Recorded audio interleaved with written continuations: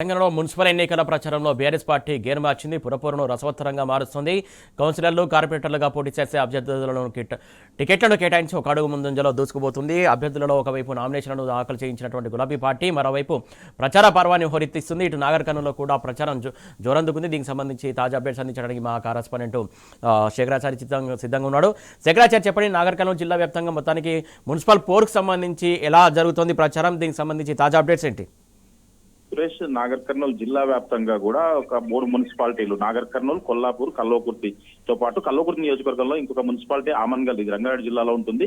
ఈ 4 మున్సిపాలిటీల్లో ఇప్పటికే బీఆర్ఎస్ పార్టీకి సంబంధించినటువంటి అభ్యర్థులు నామినేషన్ వేసినటువంటి పరిస్థితి. ఈ రోజు కొల్లాపూర్ లో ఎవరైతే నామినేషన్లు వేసినటువంటి అభ్యర్థున్నారో వాళ్ళకి బీ ఫార్ములు కూడా మాజీ ఎమ్మెల్యే బీరం హర్షవర్ధన్ రెడ్డి అందజేసినటువంటి పరిస్థితి కనిపించింది. ఇప్పటికే ప్రచారాన్ని ప్రారంభించి తమ వార్డుల్లో అంటే ప్రచారంలో దూసుకుపోతున్నటువంటి పరిస్థితి అభ్యర్థుల్లో కనిపిస్తా ఉంది. అయితే ఇప్పటి వరకు కూడా కొన్ని కాంగ్రెస్ సంబంధించినటువంటి బీఆర్ అభ్యర్థులు ఎవరైతే పోటీలో ఉన్నారో అక్కడ ద్విముఖ పోటీ అంటే రేబల్స్ వాళ్లకు బెడద ఉన్నటువంటి పరిస్థితి కనిపిస్తా ఉంది.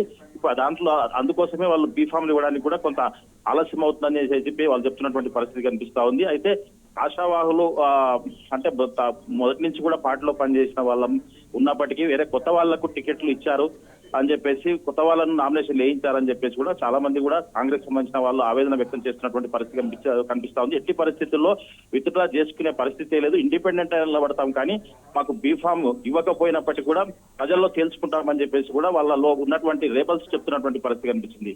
మరి బీఆర్ఎస్ కి సంబంధించినటువంటి వాళ్ళైతే ఫస్ట్ నుంచి కూడా వాళ్ళకు ఒక పద్ధతి ప్రకారం సిస్టమేటిక్ గా ఎవరైతే అభ్యర్థి అంటే ప్రజాసేవకు అంకితం అవుతారో వాళ్ళను చూసి సెలెక్ట్ చేసినటువంటి పరిస్థితి, వాళ్ళకే బీఫామ్లు ఇస్తామని చెప్పేసి అదే పద్ధతి ప్రకారం బీఫామ్లు కూడా కొన్ని మున్సిపల్ లో వీళ్ళు ఇప్పటికే రెడీ చేస్తున్నటువంటి పరిస్థితి కనిపిస్తా ఉంది. కొంతమందికి ఇప్పటికే బీఫామ్లు ఇచ్చినటువంటి పరిస్థితి బీఆర్ఎస్ పార్టీలో కనిపిస్తా ఉంది. అయితే బీజేపీ అభ్యర్థులు సంబంధించి అయితే కొన్ని వార్డులలో వాళ్ళు కూడా పోటీలో ఉన్నప్పటికీ కొన్ని వార్డులలో పోటీలో పెట్టడానికి కొంత అభ్యర్థులు కూడా వెనక ముందు అవుతున్నటువంటి పరిస్థితి కనిపిస్తా ఉంది. ఏదేమైనప్పటికీ మున్సిపల్ లో ఎట్టి పరిస్థితుల్లో కూడా ఇప్పుడు ప్రస్తుతం ఉన్నటువంటి కాంగ్రెస్ ప్రభుత్వం ఏదైతే ఇచ్చినటువంటి హామీలను నెరవేర్చలేదో ఇవన్నింటినీ కూడా ప్రజల్లోకి తీసుకెళ్లి వాళ్ళు చేసినటువంటి మోసాలను ఎండగడుతూ ప్రజలకు వివరించి బాకీ కార్డుల ద్వారా వాళ్ళు ఎంత బాకీ పడ్డారని చెప్పేసి ఈ విషయాలన్నిటి కూడా ప్రజల వద్దకు తీసుకెళ్లి గత 10 ఏళ్ల పాలనలో బీఆర్ఎస్ ప్రభుత్వం చేసినటువంటి అభివృద్ధిని అసలు బీఆర్ఎస్ తోనే అంటే ప్రజాసేవ జరుగుతుంది, ప్రజా అభివృద్ధి జరుగుతుందని చెప్పేసి నినాదంతో వాళ్ళు పూర్తి స్థాయిలో కూడా అక్కడికి అంటే ప్రజల్లోకి వెళ్తున్నటువంటి పరిస్థితి కనిపిస్తా ఉంది. ఏదేమైనప్పటికీ గులాబీ జెండా ఎగరవేయడమే లక్ష్యంగా బీఆర్ఎస్ అభ్యర్థులతో కూడా ప్రచారంలో దూసుకుపోతున్నటువంటి పరిస్థితి అయితే క్షుణ్ణంగా నాగర్ కర్నూలు జిల్లా వ్యాప్తంగా ఉన్నటువంటి మున్సిపాలిటీలు అయితే కనిపిస్తా ఉంది. సురేష్, సెక్రటరీ, మొత్తానికి ఓవరాల్ గా నాగర్ కర్నూలు జిల్లా వ్యాప్తంగా ఎన్ని మున్సిపాలిటీలు ఉన్నాయి? నాగర్ కర్నూలు జిల్లా వ్యాప్తంగా అయితే ఇప్పటికి ప్రస్తుతం 4 మున్సిపాలిటీ ఉన్నప్పటికీ ఒక అచ్చంపేట ఇప్పుడు జరగట్లేదు మున్సిపాలిటీ. 3 మున్సిపాలిటీలు ఇటు నాగర్ కర్నూలు, కల్వకుర్తి, కొల్లాపూర్, దీంతో పాటుగా రంగారెడ్డి జిల్లాలో ఉన్నటువంటి ఆమన్గల్ లో కూడా, ఇది కల్వకుర్తి నియోజకవర్గంలో ఉంటుంది, అక్కడ కూడా ఎన్నికలు జరుగుతున్నటువంటి పరిస్థితి కనిపిస్తా ఉంది. దీనికి సంబంధించి ఇప్పటికీ అధికారులన్నీ కూడా పూర్తి ఏర్పాట్లు చేశారు. టీఆర్ఎస్ పార్టీ ఆధ్వర్యంలో అయితే పూర్తి స్థాయిలో ఒక ప్రణాళిక పద్ధతిగా వాళ్ళు ముందుకు దూసుకెళ్తున్నటువంటి పరిస్థితి కనిపిస్తా ఉంది. టీఆర్ఎస్ అభ్యర్థులను గెలిపించడానికి ఎక్కడికి వెళ్ళినా గానీ ప్రచారానికి వెళ్తే వాళ్ళకి బ్రహ్మరథం కూడా పడుతున్నటువంటి పరిస్థితి నాగర్ కర్నూలు జిల్లా వ్యాప్తంగా అన్ని మున్సిపాలిటీలు అయితే కనిపిస్తా ఉంది. సురేష్, శేఖరాచారి, ప్రధానంగా నామినేషన్ లో ఏదైతే విత్డ్రా సమయం ఉంది, ఈ విత్డ్రా సమయంలో ఎక్కడైనా ఏకగ్రీవాలకు ఆస్కారం ఉందా? రేపు విత్డ్రాలకు సంబంధించి రేపు చివరి రోజు అయితే రేపు 3 గంటల లోపు ఎవరైతే నామినేషన్లు వేసి ఉన్నారో ఇటు పార్టీ అభ్యర్థులు కావచ్చు, పార్టీ పేరు చెప్పే అభ్యర్థులు కావచ్చు, బీఫామ్లు ఎవరైతే ఇస్తామని చెప్పేసి ఇవ్వకపోయేటువంటి వాళ్ళు కావచ్చు, వివిధ పార్టీలకు సంబంధించి కొంతమంది ఇండిపెండెంట్ వాళ్ళు కూడా వేసినారు. వాళ్ళు కూడా రేపు అంటే విత్డ్రా చేసుకోవడానికి చివరి అవకాశం ఉంది. అయితే ఈ విత్డ్రా అంటే ఏకగ్రీవం అయ్యే ఛాన్స్ అయితే చాలా తక్కువగా కనిపిస్తా ఉంది. ఎందుకంటే ఇక్కడ ద్విముఖ పోటీతో పాటు త్రిముఖ పోటీ, ఒక్కొక్క వార్డులలో ఒక 5-6 మంది కూడా పోటీ చేసినటువంటి పరిస్థితి కనిపిస్తుంది. అయితే దీంట్లో స్పష్టంగా ఎందుకు యునానిమస్ కాకపోవడానికి కారణాలు ఏంటంటే ముఖ్యంగా కాంగ్రెస్ పార్టీకి సంబంధించిన వాళ్ళు గత కొన్ని అంటే ప్రభుత్వ అధికారంలోకి వచ్చినప్పటికీ వాళ్ళను కొంతమంది నాయకులను బుజ్జగించడానికి మీకు మున్సిపాలిటీలో అవకాశాలు ఇస్తామని చెప్పేసి చాలా మంది కూడా చెప్పుకుంటూ వచ్చారు.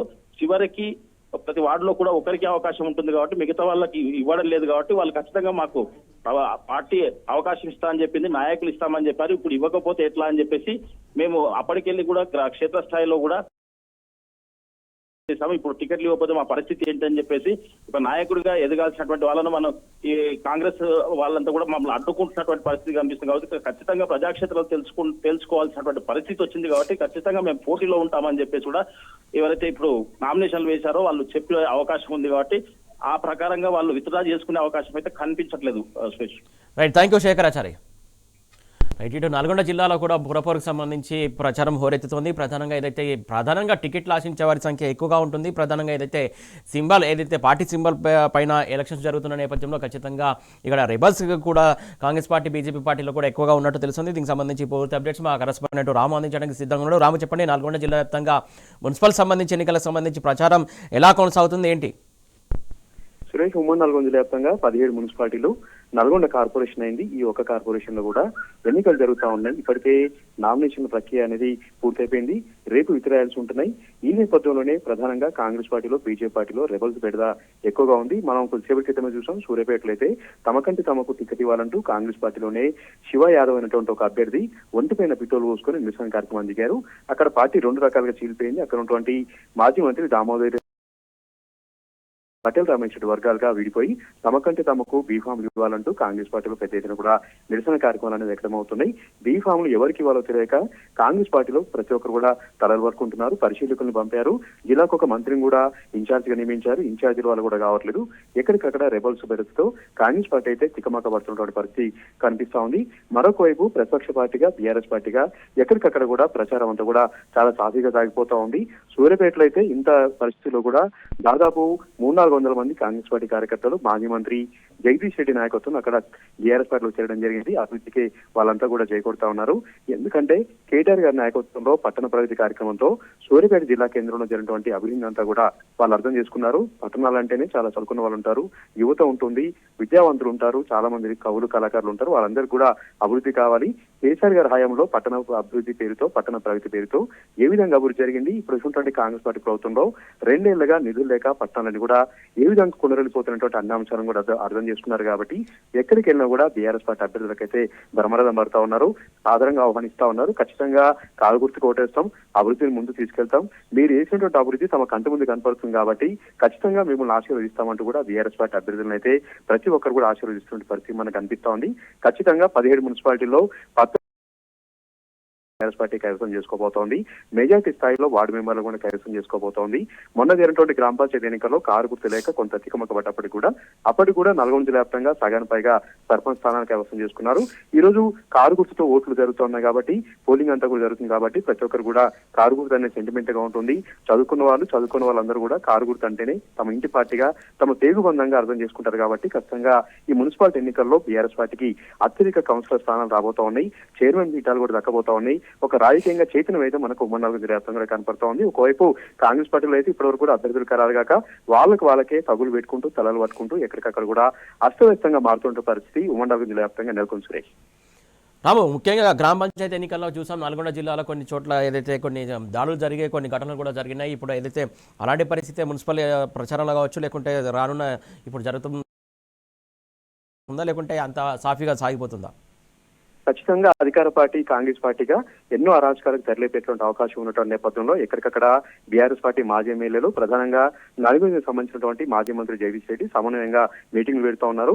వాళ్ళంతా కూడా కవ్వింపు చర్యలు పాల్పడుతూ ఉన్నారు, ఘర్షణలకు తలెత్తులాగా వ్యవహరిస్తూ ఉన్నారు. బీఆర్ఎస్ పార్టీ కార్యక్రమం మాత్రం సమన్వయంతో వ్యవహరించాలి, కష్టపడి పని చేయాలి, సరైనటువంటి ఫలితాలు సాధించాలని దిశానిర్దేశం కూడా చేస్తా ఉన్నారు. అన్ని సమావేశాలు పెడతా ఉన్నారు.